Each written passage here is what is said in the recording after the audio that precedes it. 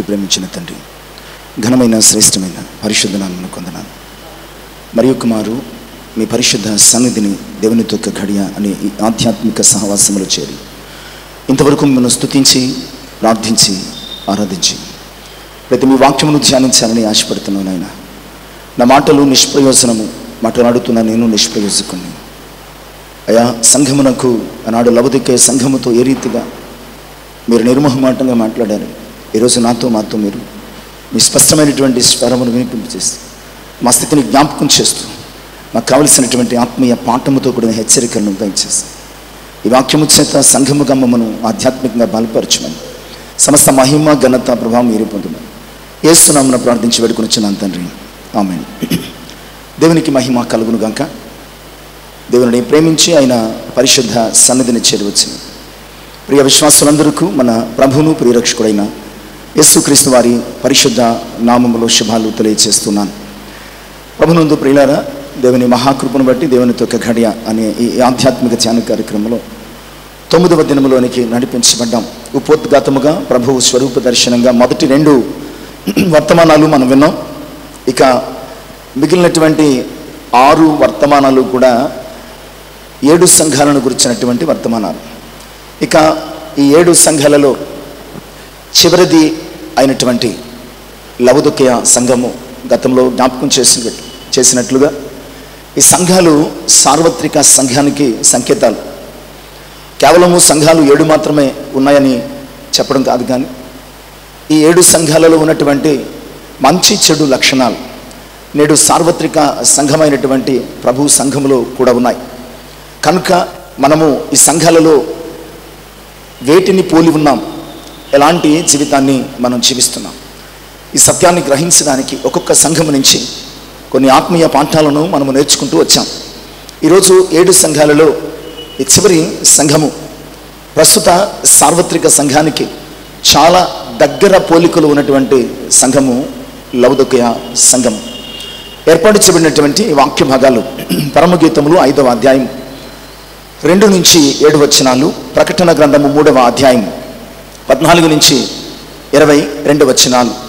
ఈ సంఘానికి పరిశుద్ధాత్ముడు పెట్టిన పేరు ఏమిటంటే నామకార్థ సంఘము. నామకార్థ సంఘం. ఈరోజు ప్రియులారా, చాలా వరకు క్రైస్తవ సంఘాలుగా, క్రైస్తవ విశ్వాసులుగా మనం ఎలా ఉన్నామంటే నామకార్థమైనటువంటి జీవితాలు జీవిస్తున్నాం. పేరుకు క్రైస్తవులము, బ్రతుకు లోకానుసారం. పేరుకు విశ్వాసులము, జీవితం అంతా అవిశ్వాసపు క్రియల చేత మన ఆత్మీయ జీవితములను నామకార్థపు అనుభవాలలోనికి నడిపించుకుంటున్నాం. కనుక ఈ సంఘానికి పరిశుద్ధాత్ముడు పెట్టిన పేరు, ఇది ఒక నామకార్థ సంఘం. నేడు క్రైస్తవులంగా, విశ్వాసులంగా, సంఘాలుగా మనము కూడా కేవలము నామకార్థపు సంఘాలుగా మనము చలామణి అవుతూ ఈ లోకములో ఉనికి కలిగి ఉంటూ ప్రభు రాకలో విడిచిపెట్టబడే స్థితిలో ఉన్నామేమో ఆలోచన చేసుకోవడానికి మరి ఒక మారు పరిశుద్ధాత్ముడు లవొదికయ సంఘముతో మరి ద్వారా మనతో మాట్లాడుతూ ఉన్నాడు. ప్రియులారా, సంఘ కాలము క్రీస్తు శకము 1900 శతాబ్దము నుంచి 2వ రాక వరకు. లవొదికయ అనగా అర్థము ప్రజా పరిపాలన, శీతోష్ణ స్థితి నాను 2 అర్థాలు ఉన్నాయి. శీతోష్ణ స్థితి అంటే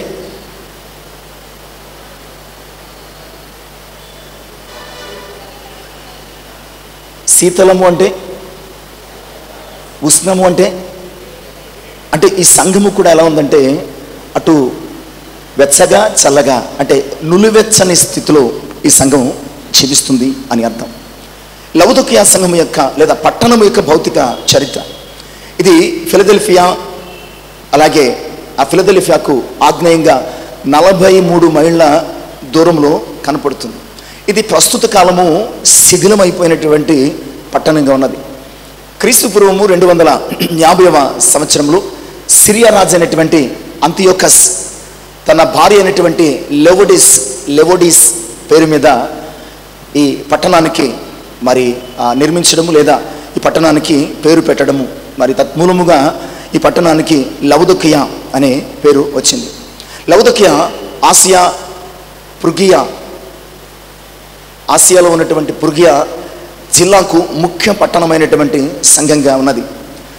ఇక్కడ ప్రఖ్యాతి చెందినటువంటి వైద్య సంబంధమైనటువంటి వేడి నీటి మడుగులు, వేడి నీటి మడుగులు ఈ పట్టణంలో ఉన్నట్లుగా మనం చూస్తున్నాం. ఈ పట్టణపు కొండల మీద శ్రేష్టమైనటువంటి ఎక్కువ ఉన్నినిచ్చే గొర్రెలను పెంచడం కూడా జరుగుతుంది. అందువలన ఇది వస్త్ర పరిశ్రమకు చాలా ప్రసిద్ధి గాంచినటువంటి పట్టణంగా మనం జ్ఞాపకం చేసుకోవాలి. ఈ పట్టణంలో చాలా నైపుణ్యత కలిగినటువంటి చెవి వైద్యులు, ఇయర్ డాక్టర్స్, చెవికి సంబంధించినటువంటి వ్యాధులను నయం చేసే డాక్టర్స్ కూడా ఉన్నట్లు మనం చూస్తున్నాం. అంతేకాదు కంటి వ్యాధి నిమిత్తము ఒక ప్రత్యేకమైన చూర్ణము అంటే పొడి ఈ యొక్క ప్రాంతంలో, ఈ పట్టణంలో తయారు చేయడం జరుగుతుంది. ఈ అన్ని కారణాల చేత ప్రియులారా లవొదికయ సంఘము లేదా లవొదికయ పట్టణము చాలా సంపన్నమైనటువంటి పట్టణంగా ఉన్నది. ఈ పట్టణంలో చాలా రకాలైన అగ్ని పర్వతాలు ఉన్నాయి. అంతేకాదు ఇది అందమైనటువంటి విశాలమైనటువంటి భాగ్యనగరం, అభివృద్ధి చెందినటువంటి భాగ్యనగరం, ధన సమృద్ధి కలిగినటువంటి భాగ్యనగరం, పరిశ్రమలు, యంత్రములు, వైద్యశాలలు, వైద్య ఆలయాలు కలిగినటువంటి ఒక గొప్ప పట్టణం అని మనం చెప్పుకోవచ్చు. క్రీస్తు శకం 60లో ఒక పెద్ద భూకంపం యొక్క తాకిడికి ఈ పట్టణం పూర్తిగా శిథిలమైపోయింది. కానీ ఆ పట్టణంలో ఉన్నటువంటి ధనవంతులు తిరిగి ఎవరిని ఆశించకుండానే ఆ పట్టణాన్ని రికన్స్ట్రక్ట్ చేసుకుని తిరిగి తమ జీవితాన్ని కొనసాగించినట్లుగా మనం చూస్తున్నాం. ఇక సంఘ స్థాపన అనే అంశము విషయంలోనికి వస్తే పరిశుద్ధుడైనటువంటి పౌలు ఎఫెస్సులో ఉన్నప్పుడు సంఘము స్థాపించబడింది అని, అలాగే ఇచ్చట ఈ సంఘాన్ని పౌలు సహచరులలో ఒకడైనటువంటి ఎపఫ్రా స్థాపించాడని ఒక నానుడి ఉన్నది. అపోస్తలుల కార్యముల గ్రంథం 19వ అధ్యాయం 8 నుంచి 11 వచనాలలో కొంత సమాచారం మనకి కనబడుతుంది. ప్రియులారా, ఈ సంఘము 7 సంఘాలలో చివరి సంఘం. ప్రకటన గ్రంథములో చెప్పబడినటువంటి 7 సంఘాలలో చివరిదనమాట. సాధారణంగా ఊపిరితిత్తులు సప్లై చేసే ఆక్సిజన్ని బట్టి గుండె ఎలా కొట్టుకుంటుందండి? ఎలా కొట్టుకుంటుంది? లబ్డబ్మని కొట్టుకుంటుంది అనమాట. ఆ 2 ఊపిరితిత్తుల అందజేసే ఆక్సిజన్ వలన ఆ గుండె ఎలా కొట్టుకుంటుందంటే లబ్డబ్మని కొట్టుకుంటుంది. లవొదికయ సంఘము కూడా ఇలాగే కొట్టుకుంటుంది. కాకపోతే కొంత మార్పు ఏంటంటే ఇది లవ్వు డబ్బు అని కొట్టుకుంటుంది. లబ్డబ్మని కొట్టుకోవటం లేదు. ఏమని కొట్టుకుంటుంది? ఒక భాగము లవ్వును కొట్టుకుంటుంది, ఇంకొక భాగము డబ్బని కొట్టుకుంటుంది. ఎందుకంటే ఇది ధన సమృద్ధి కలిగినటువంటి పట్టణం కనుక డబ్బు సంపాదన, డబ్బును కాపాడుకోవడం, దానిని పెంచడం మీద మనసు పెట్టింది. ఇక 2 లవ్వు అనేది ఇది లోకాన్ని అమితముగా ప్రేమించినటువంటి సంఘం కనుక ఇది దేవుణ్ణి ప్రేమించిన సంఘం కాదు. ఓ ప్రక్కన లోకాన్ని ప్రేమించింది, రెండొక ప్రక్క డబ్బును ప్రేమించింది. అందుకని దీని గురించి ప్రభు అన్నాడు, నులివెచ్చని స్థితి కలిగినటువంటి సంఘం. ఈ సంఘానికి ప్రభు తన పరిచయాన్ని ఎలా చేసుకున్నాడంటే 3వ అధ్యాయం 14వ వచనంలో ఆమెన్ అనువాడును నమ్మకమైన సత్య సాక్షి అగు దేవుని సృష్టికి ఆదియునైన వాడు ఇలాగూ సెలవిచ్చుచును. 3 విషయాలు చెప్తాడు. ఆమెన్ అనువాడు.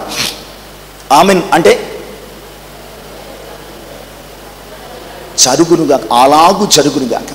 ఈయన ఏది చెప్తే జరుగుతుంది అనమాట. ఏ సంఘము గురించి ఆయన ఏది చెప్పాడో అది జరిగి తీరుతుంది ఆయన రాకడలో.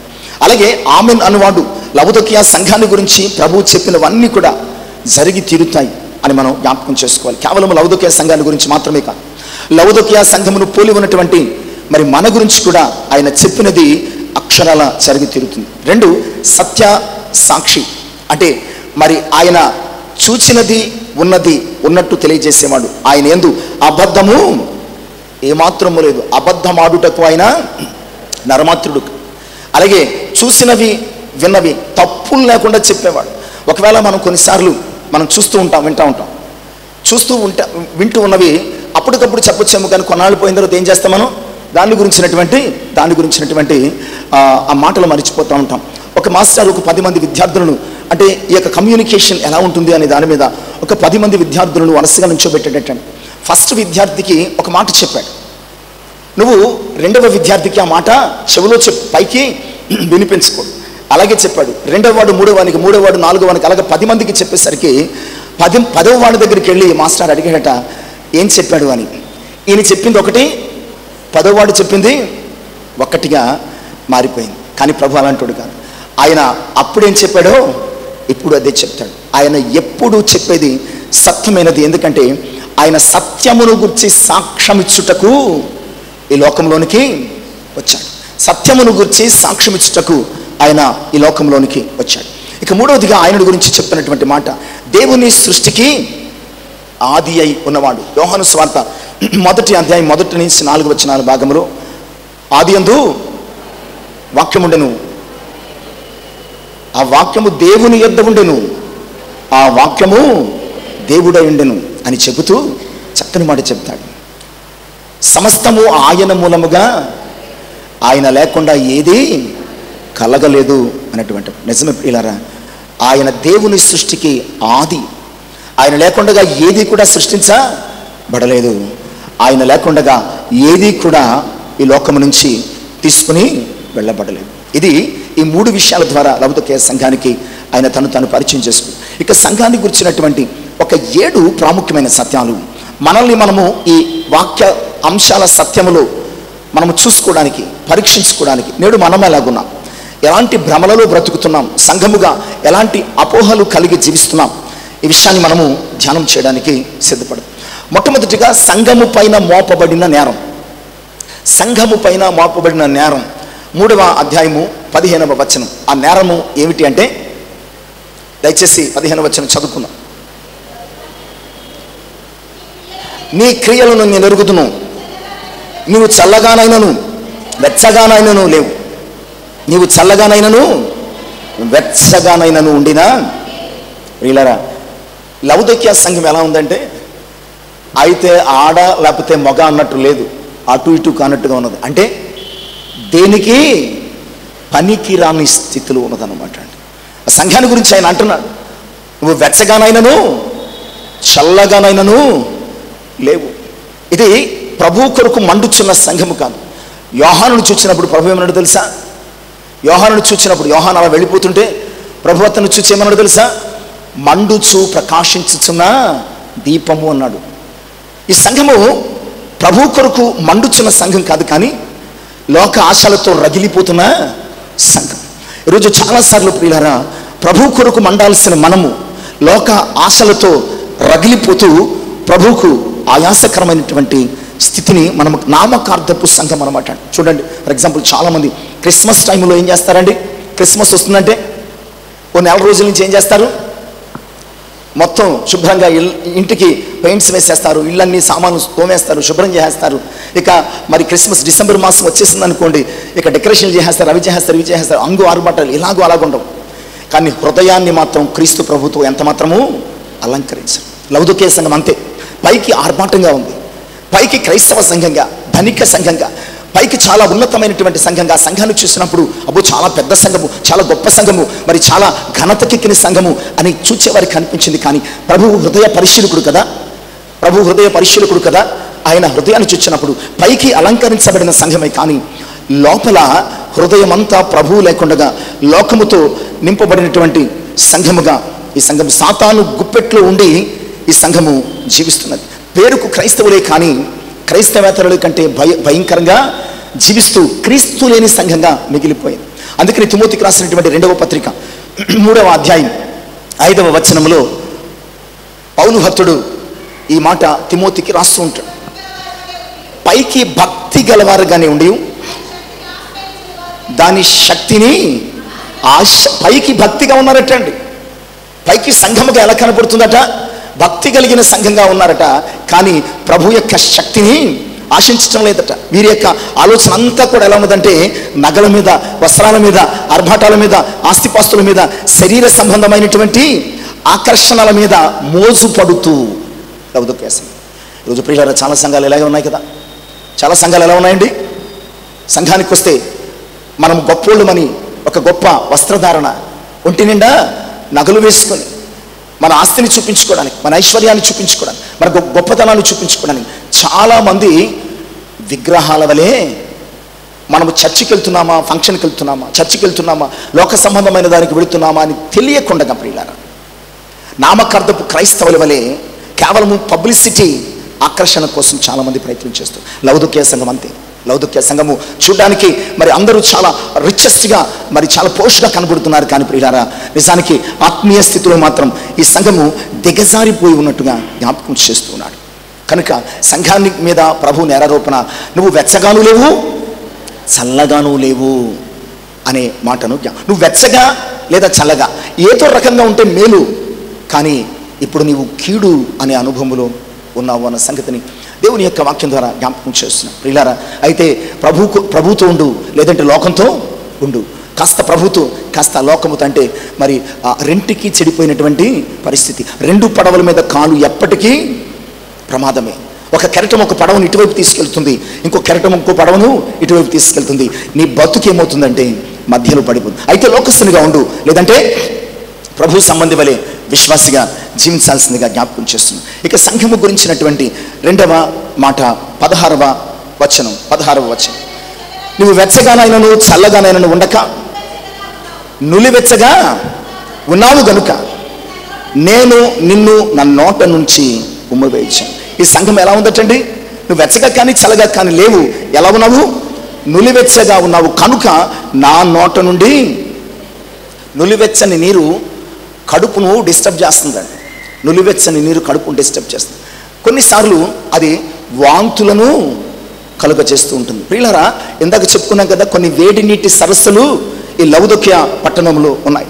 కొత్తగా వచ్చినటువంటి యాత్రికులు ఆ సరస్సు నీళ్లు తాగితే, ఆ నులివెచ్చని నీళ్లు తాగితే ప్రియులారా, వారు వాంతులు చేసుకునే వారటండి. హియరాపోలి అనే ఆ ప్రాంతంలో ఉన్నటువంటి ఆ నులివెచ్చని నీటి సరస్సు. ఇక్కడ ప్రభు కూడా అదే అంటున్నాడు. ప్రభు సంఘాన్ని రుచి చూచినప్పుడు, సంఘం యొక్క ఆత్మీయస్థితిని రుచి చూచినప్పుడు ప్రభు సంఘాన్ని గురించి ఏమంటున్నాడంటే, నువ్వు అటు కాక ఇటు కాక ఎటో ఉన్నావు. నీ యొక్క స్థితి నాకు వాంతిని కలుగు చేస్తుంది. నీ స్థితి నాకు వాంతి ఎప్పుడు వస్తుందండి? రెండు సందర్భాలలో వస్తుంది. వాంతి ఎప్పుడు వస్తుంది? రెండు సందర్భం. మొదటి సందర్భం ఏంటంటే చెత్త కడుపులో ఉన్నప్పుడు. అంటే మనం తిన్నామండి, ఈరోజు తిన్న ఆహారము ఒకవేళ వెజిటేరియన్ అయితే ఒక 2-3 గంటలు అరిగిపోతుంది. నాన్ వెజిటేరియన్ అయితే కనీసం ఒక 8 గంటలు పడుతుంది. అది కూడా చక్కటి డైజెషన్ సిస్టమ్ ఉంటే కనుక. ఈ 2 గంటల్లోనూ 8 గంటల్లోనూ కొంత ఆహారం ఏమవుతుంది? కడుపులో ఉండిపోతుంది. రేపటికి ఎరగదు, ఎల్లుండికి ఎరగదు. ఇదేమవుతుందంటే లోపల ఉన్నటువంటి ఈ గ్యాసెస్తో మిళితమైపోయి భయంకరమైనటువంటి కుళ్ళు కంపు కొడుతుంది. అప్పుడు కడుపు పాడై ఏమవుతుందండి? Vomitings, motions. రెండవది వాంతి ఎప్పుడు వస్తుందంటే అసహ్యమైన దానిని చూచినప్పుడు. ఈ సంఘం యొక్క ఆత్మీయ స్థితి, అంతరంగ స్వభావం కుళ్ళిపోయి ప్రభువుకు వాంతి కలుగు చేస్తుంది. ఈ సంఘం యొక్క బాహ్యపు బతుకు సంఘాన్ని చూడగానే దీనిని ఉమ్మేయాలి అనేటువంటి స్థితి. ప్రియులారా, ఒకవేళ ప్రభు మనల్ని చూస్తే మన అంతరంగ బాహ్యపు స్థితి ఆయనకు అసహ్యము కలిగించేలాగా, ఉమ్మివేసే స్థితిని కలిగించేలాగా ఉన్నదేమో. జాగ్రత్త సుమ. మనల్ని మనము ప్రభు కృపలో కడుగుకోవలసినటువంటి అవసరత ఎంతైనా ఉన్నదని వాక్యం ద్వారా జ్ఞాపకం చేస్తున్నాం. ఇక మూడవదిగా సంఘము యొక్క పరిస్థితి, చర్చ్ స్టేటస్ అనమాట అండి. 17వ వచనం. సంఘం యొక్క పరిస్థితి ఆయన ప్రభు చెప్తున్నాడు. చదవనమ్మ. నీవు దౌర్భాగ్యుడును, దిక్కుమాలిన వాడవును, దరిద్రుడును, గుడ్డివాడవును, దిగంబరుడున ఉన్నావని తెలియక. ఏ మాటలు మాట్లాడుతున్నాడండి? సంఘం యొక్క పరిస్థితి దానికి తెలియటం లేదు. కానీ ప్రభువు సంఘాన్ని చూసినప్పుడు ఒక 5 స్థితులు కనబడుతున్నాయి. 5 విధాల రకాలైనటువంటి పరిస్థితులు కనబడుతున్నాయి. వాటిని మనము ఒక్కొక్కటిగా ఆలోచన చేసుకోవడానికి సిద్ధపడం. సంఘాన్ని ప్రభు చూసినప్పుడు సంఘ పరిస్థితి ఎలా ఉందండి? దౌర్భాగ్యమైనటువంటి పరిస్థితులు. నిజానికి లౌదోక్య పట్టణము కానీ సంఘము కానీ చాలా భాగ్యవంతమైనది. దౌర్భాగ్యము అంటే భాగ్యము లేనిది. దౌర్భాగ్యం అంటే సంఘము ఫిజికల్లీ, లిటరల్లీ చాలా రిచెస్ట్ చర్చ్ అనమాట. పట్టణం కూడా, అందులో చాలా వ్యాపారస్తులు, ధనవంతులు, పరిశ్రమలు కలిగిన వారు, చాలా గొప్ప గొప్ప స్థితిగతులు కలిగిన వారు ఉన్నారు. బట్ ప్రియులారా, ప్రభు దీని గురించి ఏమంటున్నాడంటే, నువ్వు ధనికమైనటువంటి సంఘాన్ని అని అనుకుంటున్నావు, కానీ నిజానికి నీ యొక్క ఆత్మీయ జీవితం ఎలా ఉందంటే భాగ్యము లేని స్థితిలో, దౌర్భాగ్యమైనటువంటి స్థితిలో నీవున్నావు. నిజమే ప్రియులారా. ఒకవేళ డబ్బునంత మాత్రాన ప్రభు దృష్టికి మనము భాగ్యవంతులము కాము. ఆత్మీయ సంపద, ఆత్మల సంపాదన సంఘంలో ఉండాలి. ఆత్మీయ సంపద, ఆత్మల సంపాదన సంఘముకు లేకపోతే నువ్వు ఎంత రిచ్ చర్చ్ అయినప్పటికీ, నువ్వు ఎంత రిచ్ పర్సన్ అయినప్పటికీ ప్రియులారా, ప్రభు ఏమన్నాడంటే, నువ్వు ఈలోక డబ్బును చూసుకుని నేను ధనవంతుని అనుకుంటున్నావు, కానీ నిజానికి నా కన్నులు ఎదుట నువ్వు ఎలా ఉన్నావు? భాగ్యము లేని వ్యక్తిగా, దౌర్భాగ్యునిగా ఉన్నావు. నీకు ఆత్మ సంబంధమైన భాగ్యం లేదు, ధన సంబంధమైన భాగ్యం ఉన్నది. బంగారము, ఆస్తులు, పాస్తులు, ఈ రకమైనటువంటి భాగ్యము చూసుకుని ఇదే భాగ్యమని ఎంచుకుంటున్నావు. కానీ ఓ లౌకిక సంఘమా, ఆత్మీయముగా నువ్వు వెరీ పూర్, ఆత్మీయముగా నువ్వు చాలా దౌర్భాగ్య స్థితిలో ఉన్నావు. సంఘముగా ఈరోజు మనం ఎలాగున్నాం? ఆత్మీయ జీవితంలో, ఆత్మల సంపాదనలో సంఘముగా మనం ఎలాగున్నాం చెప్పండి ప్రియులారా. ఒకవేళ మనకు డబ్బున్నది, వ్యక్తిగా మనము ధనవంతులము, మేము సంపాదించుకుంటున్నాము, మేము సమకూర్చుకుంటున్నాము అనేటువంటి భ్రమలో ఇదే ఇదే ఇదే ధనం అనుకుంటున్నామా? ఒక దైవజనులు ప్రసంగం చేస్తూ, దేవుడు నన్ను చాలా ఆశీర్వదించాడు, దేవుడు నన్ను చాలా ఆశీర్వదించాడు, ఇంత కాదు అంత కాదు, నేను పట్టజాలనంత, వాక్యంలో చెప్పారు కదా, పట్టజాలనంత విస్తారమైనటువంటి దీవెనల వర్షంతో నన్ను నింపాడు. ఎక్కడో ఉన్నటువంటి నన్ను తీసుకొచ్చి దేవుడు చాలా గొప్పగా ఆశీర్వదించాడు. ఎందుకో తెలుసా? ఈరోజు నేను వచ్చినటువంటి కారు ₹1,00,00,000, ఈరోజు నేను వేసుకున్న షర్టు ₹10,000, ఈరోజు నా బిల్డింగ్ వాల్యూ 10 crores అని చెప్పడం మొదలు పెట్టాడట. ప్రియులారా, దేవుడిచ్చి భాగ్యం అంటే ఇదేనా? దేవుడు నిన్ను ఈ లోక సంబంధమైనటువంటి ధనధాన్యములతో నింపాలనుకున్నాడా? వాక్యం ఏం చెప్తుందో తెలుసా? దేవుడు తన ఐశ్వర్యము చెప్పున క్రీస్తు యేసునందున్న మహిమలో ఏమన్నాడండి మళ్ళా? మీ ప్రతి అవసరతను ఆయన మనకు ఏం తీరుస్తాడు? అవసరతలు తీరుస్తాడు. ఆయన మనకేం చేస్తాడండి? అవసరతలు తీరుస్తాడు.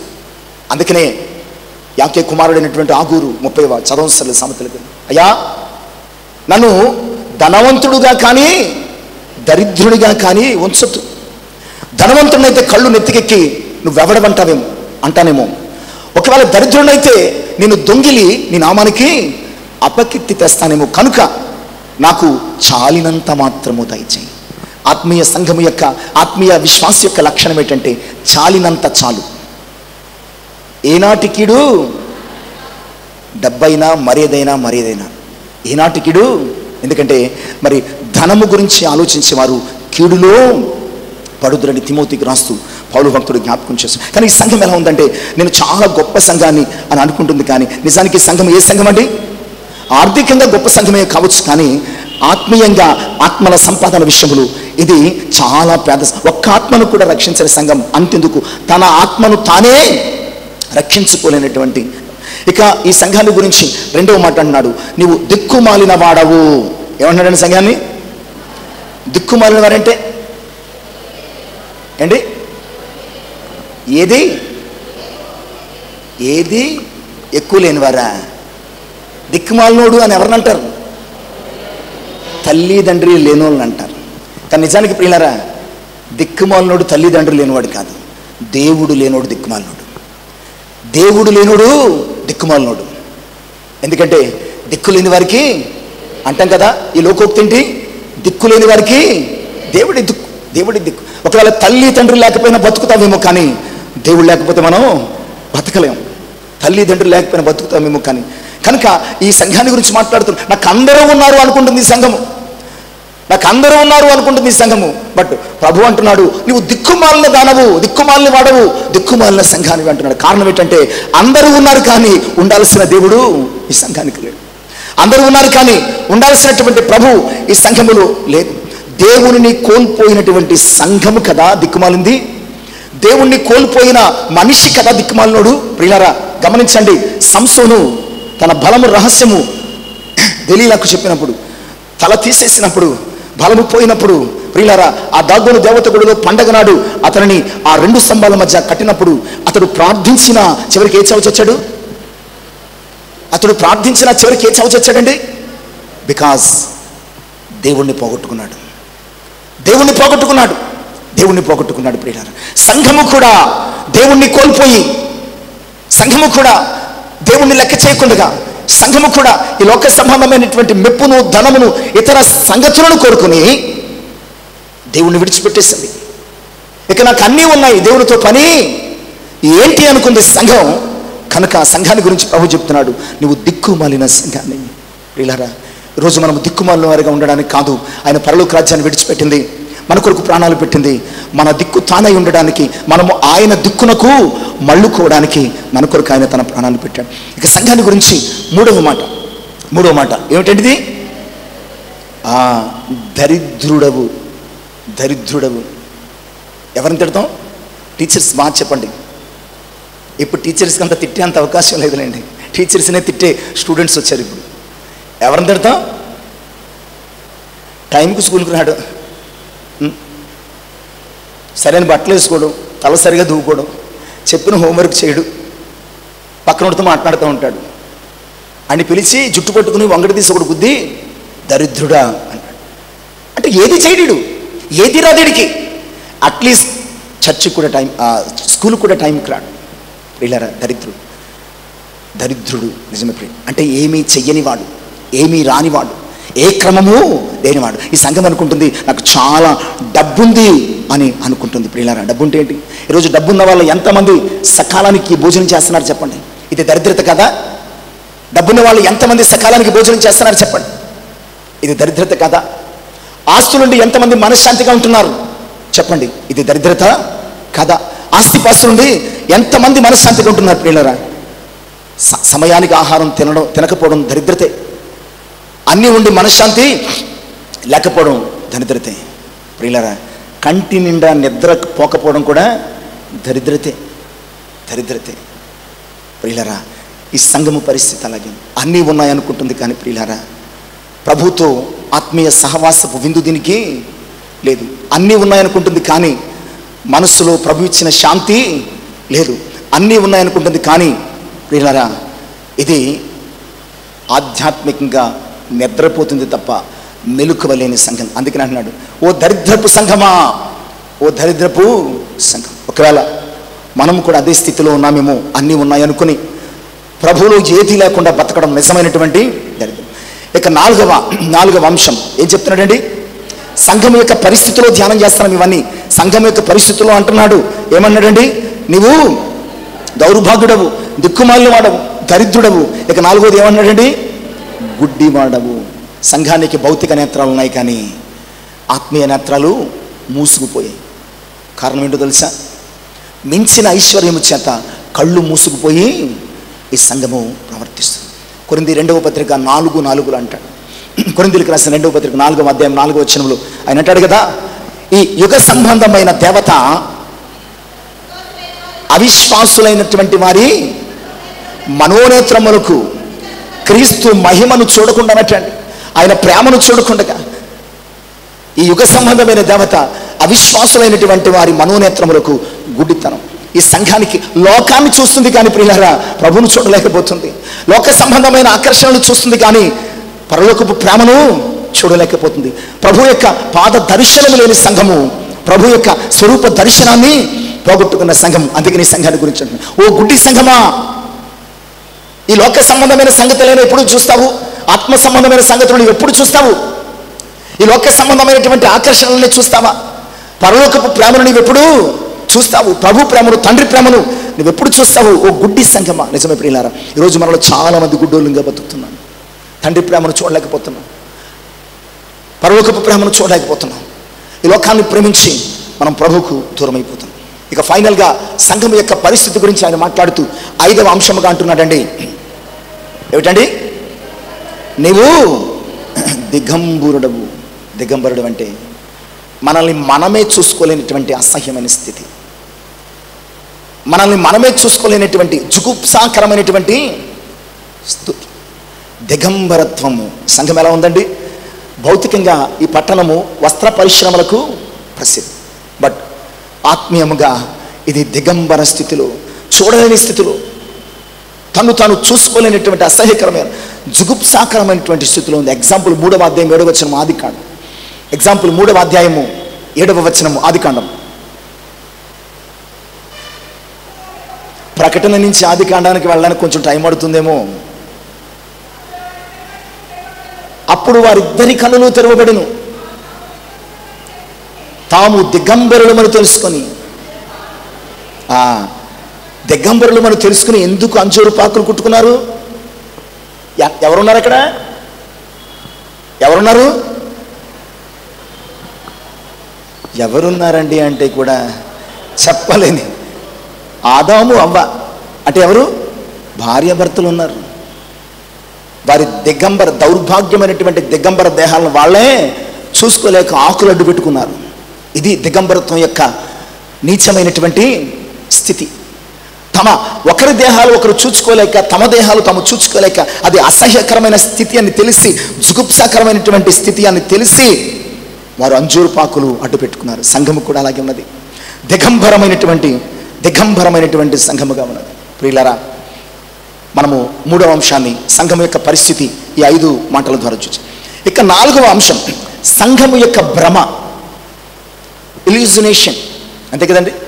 ఈరోజు చాలామంది భ్రమలో బ్రతుకుతున్నారు. చిన్నపిల్లలు, యవనస్తులు, పెద్దలు, సంఘము, స్త్రీలు, పురుషులు ఇల్యూజినేషన్లో బ్రతుకుతున్నారు. ఇదే శాశ్వతం అనుకుంటున్నాం, ఇదే సమస్తం అనుకుంటున్నాం, ఇదే జీవితం అనుకుంటున్నాం. ప్రియులారా, దీని కొరకు కాదు కదా తన ప్రాణాన్ని, విలువైన ప్రాణాన్ని పెట్టింది ప్రభు. తన విలువైన ప్రాణాన్ని పెట్టింది దేని కొరకు? నిన్ను తన సరసన కూర్చోబెట్టుకోవడం కోసం, నీకు తన స్థానాన్ని ఇవ్వడం కోసం. కానీ మనము ఈ లోక భ్రమలలో దేవుడిచ్చినటువంటి ఐశ్వర్య అనుగ్రహాన్ని మనము పోగొట్టుకుంటున్నాం కదా. ప్రకటన గ్రంథము 3వ అధ్యాయము 17వ వచనపు 2వ భాగం. సంఘము ఎలాంటి భ్రమలో ఉందో చూద్దాం. నేను ధనవంతుడను, ధనవృద్ధి చేసుకుని ఉన్నాను, నాకేమియో ఏమనుకుంటుందటండి? నేను ధనవంతుణ్ణి, ధనవృద్ధి చేసుకున్నాను, నాకేంటి లోటు, నాకేంటి కొరత, నాకేంటి కొదువ? చాలా రిచెస్ట్. చాలామంది క్రైస్తవులుగా అంటాం, నాకు ఏంటండి కాలు మీద కాలేసి కూర్చుని తిన్నా తరగదు. మా తాతలు, మా అమ్మ నాన్న బూడని సంపాదించి పెట్టేశారు. ఇంకేంటి తినడం తిరగడం, ఇంకేం పని? తినడం తిరగడం. ఈ సంఘం కూడా అలాగే కావలసినంత ధనం ఉంది, అందుకని అనుకుంటుంది నేను ధనవంతుణ్ణి. ధనవృద్ధి, నీ ధనం ఏమవుతుంది? నీ ధనము నీకు ఆరోగ్యాన్ని ఇస్తుందా? అలా అయితే హాస్పిటల్స్తో పని లేదు కదా. నీ ధనము నీకు మనశ్శాంతి ఇస్తుందా? అలాగైతే స్లీపింగ్ పిల్స్ వేసుకోవాల్సిన అవసరం లేదు కదా. నీ ధనము నువ్వు తిన్న ఆహారాన్ని అరిగింపజేస్తుందా? అలాగైతే మనము గ్యాస్ట్రైటిస్తో, అసిడిటీతో ఎందుకు బాధపడాలి? నీ ధనము ఏ రకంగా నీకు ఉపయోగపడుతుంది? నువ్వు కోట్లు సంపాదించిన పట్టెడు అన్నం తినడానికి తప్ప, నువ్వు కోట్లు సంపాదించిన ఒంటిని కప్పుకోవడానికి వస్త్రం తెచ్చుకోవడం తప్ప, నువ్వు కోట్లు సంపాదించిన ప్రియులరా ఒక ఇల్లు కట్టుకోవడం తప్ప, ఎంత చేసి 6 అడుగుల గోతులు మనల్ని పడుకోబెట్టడం తప్ప, నీ ధనము వలన మహా అయితే ఆ గోతులు ఒక ఇల్లులో కట్టుకుంటావు, టేకి చెక్కతో పెట్టి చేయించుకుంటావు అంతే. అంతకుమించి ఏమైనా తీసుకెళ్ళగలవా? పోనీ అది కూడా తీసుకెళ్తావంటే అది కూడా నీ శరీరంతో ఇక్కడే చివికిపోతుంది. ప్రియులారా, నీ ధనం ఎక్కడ? ఈ సంఘం అనుకుంటుంది ఇది ఏమీ తెలియటం లేదు, నువ్వు దౌర్భాగ్యుడు, దిక్కుమాలు వాడు, దరిద్రుడవు, గుడ్డివాడవు, దిగంబరవు నీకు తెలియటం లేదు. పైగా నువ్వేమనుకున్నావంటే ఒక భ్రమలో బ్రతుకుతున్నావు, ఒక ఫాల్స్ ప్రెస్టేజ్లో బ్రతుకుతున్నావు. ఈరోజు క్రైస్తవ విశ్వాసంగా చాలాసార్లు ఫాల్స్ ప్రెస్టేజ్లో బ్రతుకుతాం. లేని దానిని ఉన్నది అనుకొని మనం జీవిస్తూ ఉంటాం. దిగి రాకపోతే అక్కడి నుంచి దేవుడు తోసేస్తాడు. దిగి రాకపోతే లూసిఫర్ను, బబులోను రాజును అక్కడి నుంచి తోసేసినట్టు ఎక్కడికి? పాతాళమందు ఒక మూలకి తోసేసినట్లు. తేజో నక్షత్రమా వేకువచ్చుక ఆకాశం నుండి ఎట్లు పడ్డావు పాతాళానికి? ఎట్లు పడ్డదంటే నాకు మించినోడు లేడు అనుకుంది. ఈ సంఘము కూడా అలాగే ఇన్ని సమస్యలు కలిగి, ఇన్ని బలహీనతలు కలిగి సంఘం ఏమనుకుంటుందంటే ఐఎమ్ ఆల్ రైట్, నేను బాగున్నాను. చాలాసార్లు మనం అలా అనుకుంటాం, నేను బాగానే ఉన్నాను కదా, నేను బాగానే ఉన్నాను అనుకుంటాను. బట్ ప్రియులారా, సంఘం కూడా అలా నేను ధనవంతుడిని. లూకాసు వార్త 12వ అధ్యాయం 19 నుంచి 21 వచనాలు. లూకాసు వార్త 12వ అధ్యాయం 19 నుంచి, ఒక ధనవంతుడు బాగా పంటలు పండేటండి సమకూర్చుకుని ఆ కొత్తగా కొట్లు కట్టించుకుని అందులో వేసుకున్నాడటండి. ఆ నైటు అతడు హాయిగా మంచం మీద పడుకున్నాడు, ఆలోచించుకుంటున్నాడు. ఆ పంట, ఆ కొట్లు ఎన్ని తరాలు తినొచ్చు, ఎంతమందికి సరిపోతుంది, ఎంత గొప్పోడిని అయిపోయాను నేను, తెల్లవారిసరి గొప్పోడిని అయిపోయాను కదా అనుకున్నాను. ఆ 19 వచనం చదవండి అమ్మ దయచేసి. నా ప్రాణముతో నేనేం చేస్తాను ఇలాగ అనుకుంటానని చెప్పి ప్రాణంతో అనుకున్నాడు. నా ప్రాణమా, అనేక సంవత్సరములకు విస్తారమైన ఆస్తి నీకు సమకూర్చబడి ఉన్నది. సుఖించుము, తినుము, తాగుము, సంతోషించమని. ప్రియులరా, ఈరోజు మనం కూడా అలా, నాకేంటి లోటు, నాకేంటి కొరత? ప్రియులరా, సంఘానికి కావలసింది ఈ లోక ధనము కాదు కదా, పరలోకపు ధనం కదా. సంఘానికి కావలసింది ఈ లోకానికి సంబంధించిన వస్త్రాలు కాదు కదా, ధనం లేదా మరి వెండి బంగారాలు కాదు కదా. సంఘానికి కావలసింది పరలోకపు ధనం కదా. అప్పుడు ఆ తర్వాత వచ్చిన అన్నాడు ఆయన, ఆ ధనవంతుని అడ్రస్సింగ్ చేస్తూ ఒక మాట అన్నాడు, వెర్రివాడా. వెర్రి సంఘం ఇది, లౌదోకియ సంఘము వెర్రి సంఘం. ఒకవేళ మనం కూడా అలా అనుకుంటే మనం కూడా ఎలాంటి వాళ్ళం అండి? వెర్రోళ్ళు అంతే. నాకు అది ఉంది, నాకు ఇది ఉంది, నాకు ఏదో ఉందా అనుకున్నామేమో. నీకు మించిన వెర్రోడి లోకంలో ఇంకెవరు? నీకంటే ధనవంతులు, నీకంటే ధనవంతులు. గుర్రం జాషువా గారు ఒక పద్యం రాశారు, అది లోక సంబంధమైన నాటకాలు. ఇచ్చోటనే లేత ఇల్లాలి నల్లపూసల సవరి గంగలో, ఇచ్చోటనే కవుల కలములు ఏమైపోయినాయి, ఇచ్చోటనే రాజ్యములు ఏమైపోయారు? నీ ధనము, నీ బలము, నీ ఘనము నథింగ్. ప్రియులరా, నీకు ధనం అంటే అసలైన ధనము ప్రభువునందు కలిగే ఐశ్వర్యమే. ప్రభువును కలిగి ఉండడమే ధనము, ప్రభువును కలిగి ఉండడమే భాగ్యము, ప్రభువును కలిగి ఉండడమే గొప్ప ఘనత, గొప్పతనం అన్న సంగతిని ఈ సంఘం అనుకుంటుంది.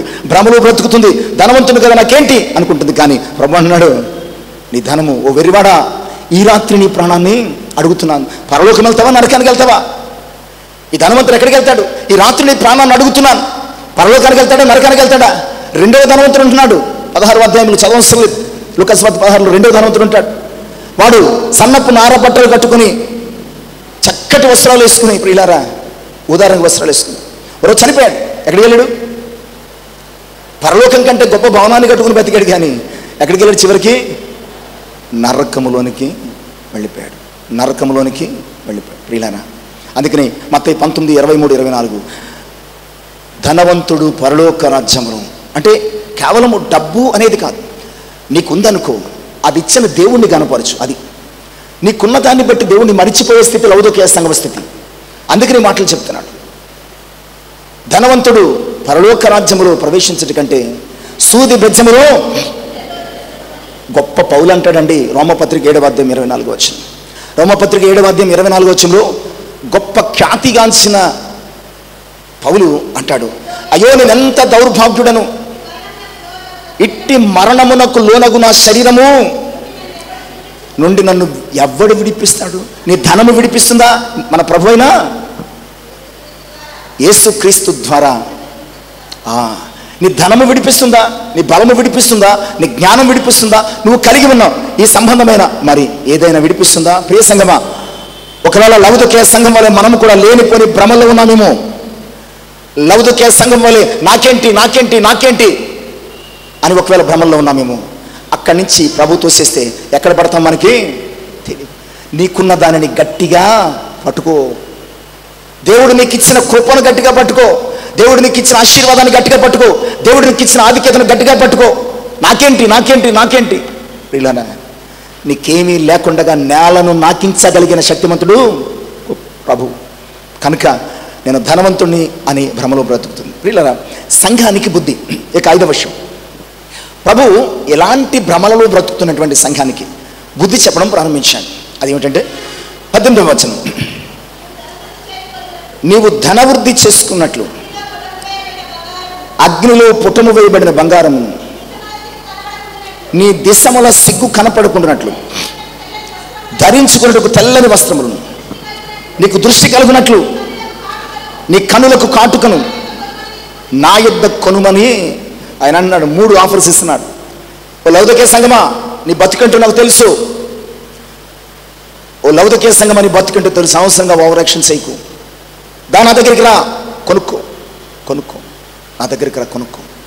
ప్రియులారా, దేవుడు ఫ్రీగా ఇచ్చినప్పుడు తీసుకోకపోతే నీ కన్నీళ్లు కార్చిన ప్రభు కృపను కొనుక్కోలేవు. ఆ తర్వాత ఎంత ఏడ్చినా ఏసావుకు ఒక్క ఆశీర్వాదం కూడా దక్కలేదు. దేవుని కృపను తృణీకరిస్తే ప్రియులారా తిరిగి నువ్వు కొనుక్కోవాలన్న. బట్ ఇక్కడ ఒక ఆఫర్ ఇస్తున్నాడు, కొనుక్కో రా నా దగ్గరకు వచ్చి. నువ్వు కన్నీటితో కొనుక్కుంటావో, ప్రార్థనతో కొనుక్కుంటావో, గుండెలు బాదుకొని కొనుక్కుంటావో, ఏడ్చి కొనుక్కుంటావో తెలియదు. రా కొనుక్కో, రా కొనుక్కో. ఏం కొనుక్కోమన్నాడండి? బంగారాన్ని కొనుక్కో. బంగారము ధరించడము తప్ప, బంగారం యొక్క అసలైన అర్థం, బంగారము దైవిక స్వభావానికి సాదృశ్యం. రా, ఈ సాతాను స్వభావం కలిగి జీవిస్తున్న నీవు, ఓ లౌదోక్య సంఘమా, నా స్వభావాన్ని కొనుక్కోవచ్చి. నేను రక్తము కార్చి నువ్వు కొనుక్కుని నా స్వభావాన్ని ఇస్తే ఈ లోక సంబంధమైన జీవితంలో ఆ కృపను పోగొట్టుకున్నావు. ఇప్పుడు వచ్చి నువ్వు రక్తం కార్చి తిరిగి నా స్వభావాన్ని పొందుకో. నువ్వు రక్తం కార్చి తిరిగి నా స్వభావాన్ని ప్రియులారా, పేతురు మొదటి పత్రిక 1వ అధ్యాయం 7వ వచనం. పేతురు మొదటి పత్రిక 1వ అధ్యాయం 7వ వచనం. త్వరగా చదువుదాం, సమయం అవుతుంది. నశించిపోవు సువర్ణము అగ్ని పరీక్షకు సిద్ధపరచబడుచున్నది కదా, దానికంటే అమూల్యమైన మీ విశ్వాసము ఈ శోధనల చేత చాలండి. ఏమి నిలుస్తుంది ప్రియులారా? నువ్వు కోరుకున్న బంగారం కంటే ప్రభు ఎదుట నిలిచేది ఏంటో తెలుసా?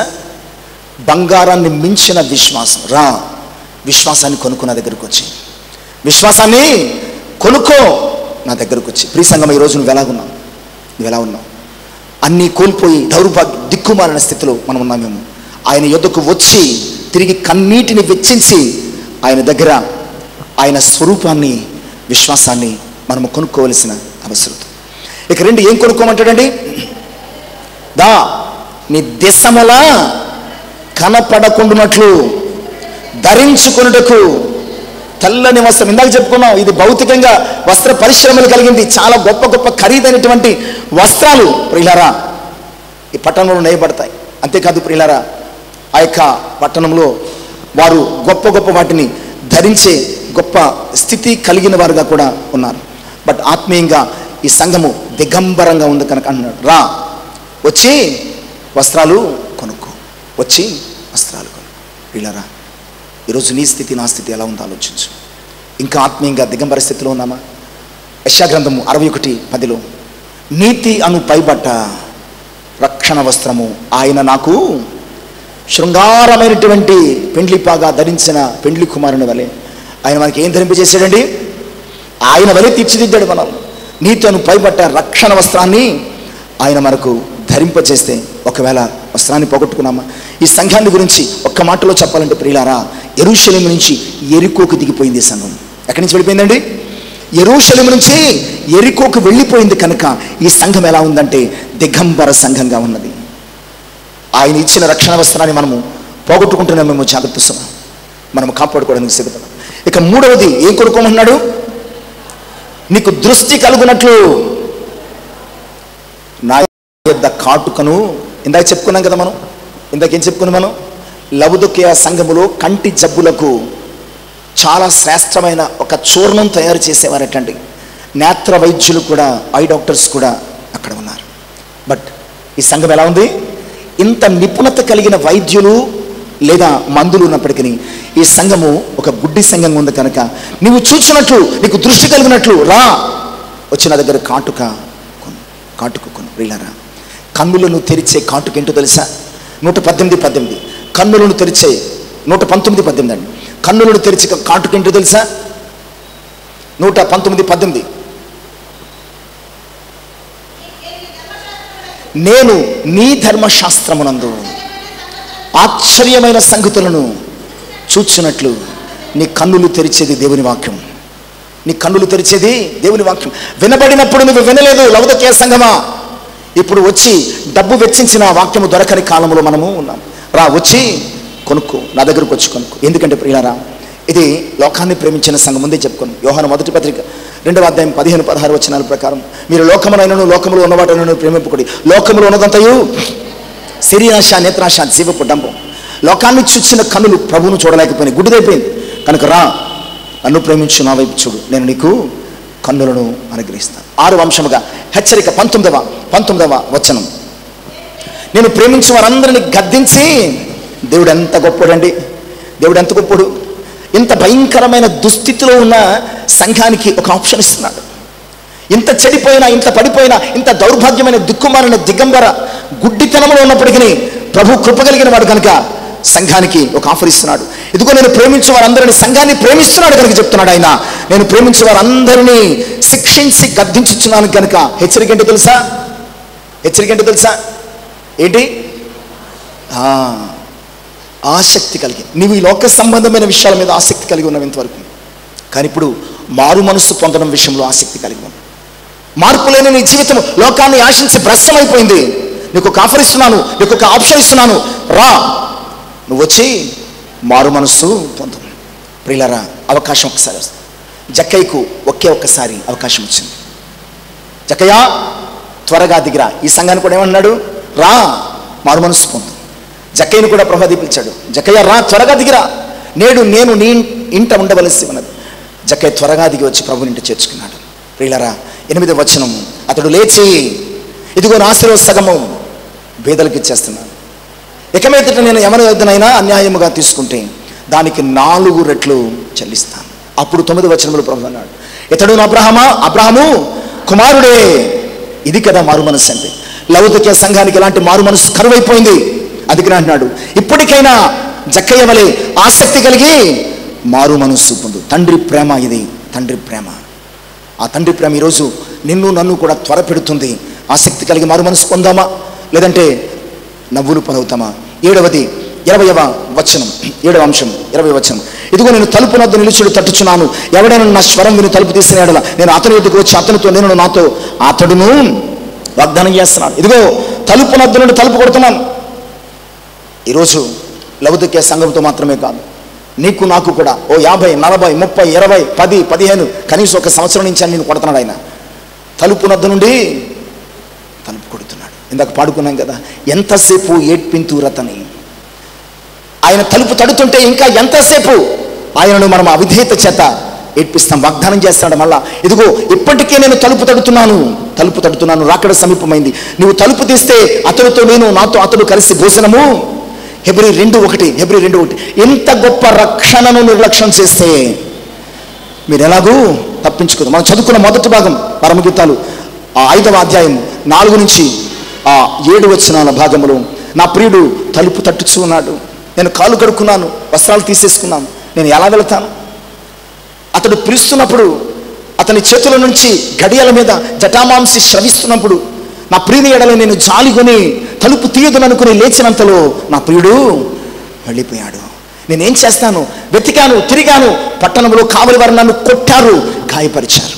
ప్రియులారా, ఒకవేళ ఆయన తలుపు తట్టినప్పుడు మన హృదయపు తలుపు తీసి ఆయనను మన బతుకుల్లోనికి ఆహ్వానించి మార్పు చెందకపోతే 7 ఏండ్ల శ్రమ కాలములో ఈ లోకాన్ని కాయువారు మనల్ని చితగొట్టి చెవులు మూసేస్తారు. అప్పుడు మనము ఏడ్చినా ప్రయోజనం లేదు. ఇక ముగింపు మాట 3వ అధ్యాయం 21, నేను జయించి నా తండ్రితో కూడా ఆయన సింహాసనం ముందు కూర్చుండి ఉన్న ప్రకారము జయించువానని నాతో కూడా. ఎంత గొప్ప ఆఫర్ అండి! లౌకిక సంఘానికి తప్ప ఇంక దేనికి ఇవ్వలేదండి. మిగతా సంఘాలకి వాగ్దానాలు ఇచ్చాడు, చాలా వాగ్దానాలు ఇచ్చాడు. మిగతా సంఘాలకి చాలా వాగ్దానాలు ఇచ్చాడు. బట్ లౌకిక సంఘానికి ఇచ్చిన వాగ్దానం మామూలు వాగ్దానం కాదు. ఏమన్నాడు? నా పక్కన కూర్చోబెట్టుకుంటాను అన్నాడు. స్తంభంగా చేస్తాను, తెల్లరాత్రినిస్తాను, కొత్త పేరు ఉంటుంది, అది ఉంటుంది, ఇది ఉంటుంది అని చెప్పాడు. జీవవృక్ష ఫలాలు తింటారు, జీవగ్రంథంలో మీ పేరు ఉంటుందని చెప్పాడు. బట్ ఒక్క లౌకిక సంఘంతో మాత్రమే చెప్తున్నాడు, నా పక్కన ఎక్కడ కూర్చోబెట్టుకుంటాను అన్నాడండి? నాతో పాటు నా సింహాసనము నందు. ఎవరిని కూర్చోబెట్టుకుంటాం? మనం పైన ఎవరైనా సన్మానం చేస్తుంటే కూర్చున్నాం అనుకోండి, కొడుకు కూతురు నాన్న వచ్చి అనుకోండి, ఏం చేస్తాం? ఎత్తుకుని పక్కన కూర్చోబెట్టుకుంటాం. నేను మరలా నిన్ను కొడుకుగా, కుమారునిగా, కుమార్తెగా అంగీకరించడానికి సిద్ధంగా ఉన్నాను. నా పక్కన కూర్చోబెట్టుకుంటాను. నా పక్కన మారు మనసు పొందు. ఇకనైనా మారు మనసు పొందు, లేదంటే నా పక్కన కూర్చుండే స్థానం నువ్వు పోగొట్టుకుంటావు. ఎక్కనైనా మారు మనసు పొందు. నువ్వు మారు మనసు పొందితే నా పక్కన కూర్చుండే అవకాశం నువ్వు ఇస్తాను. ప్రియ సంగమా, ఈరోజు మనం ఎలాగున్నాం? లౌకిక సంఘంలో ఉన్నామా?